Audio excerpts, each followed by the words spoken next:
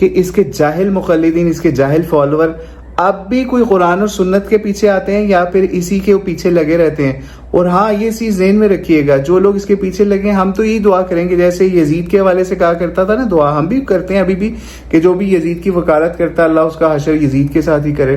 تو اگر آج بھی کوئی اسرائیل کی وکالت کرتا ہے یا مسلمان کو بغیرتی کا سبق دیتا ہے یا پھر سمجھ لیجئے مسلمانوں کو بائیکاٹ ان چیزوں سے دور کرنے کی، ان کا جو لیول ہے اس سے بھی دور کرنے کی کوشش کرتا ہے، تو ہم یہی کہیں گے بھائی ان کا بھی انجام جو ہے نا اسرائیل کے ساتھ ہی ہو.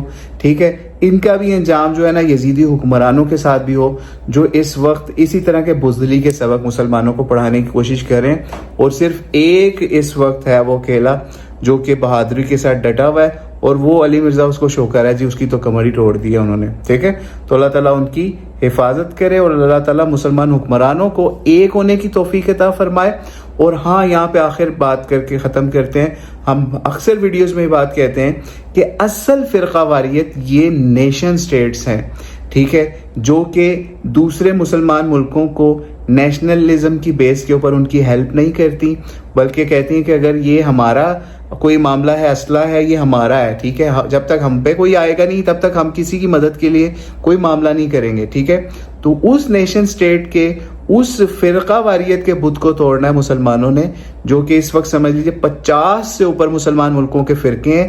جب تک یہ علیحدہ علیحدہ رہیں گے اور یہ یورپ کی طرز کے اوپر یونائٹڈ نہیں ہوں گے یا یونائٹڈ اسٹیٹس کی طرح کوئی یونائٹڈ اتحاد نہیں بنائیں گے، اس وقت تک اسی طریقے سے جنگل کا شیر یعنی امریکہ اسی طریقے سے ایک ایک کر کے اپنے پالتو کتوں کے ذریعے سے مسلمانوں کو کھاتے رہیں گے. ٹھیک ہے، جیسے اس وقت اسرائیل کے ذریعے سے معاملہ کر رہا ہے امریکہ. ٹھیک ہے، تو اس لیے یونائٹڈ اسٹیٹس آف اسلام کی بات کریں، یونائٹڈ اسٹیٹس آف مسلم کی بات کریں تو پھر پتہ چلے گا کہ آپ اصل میں فرقہ واریت کے خلاف ہیں.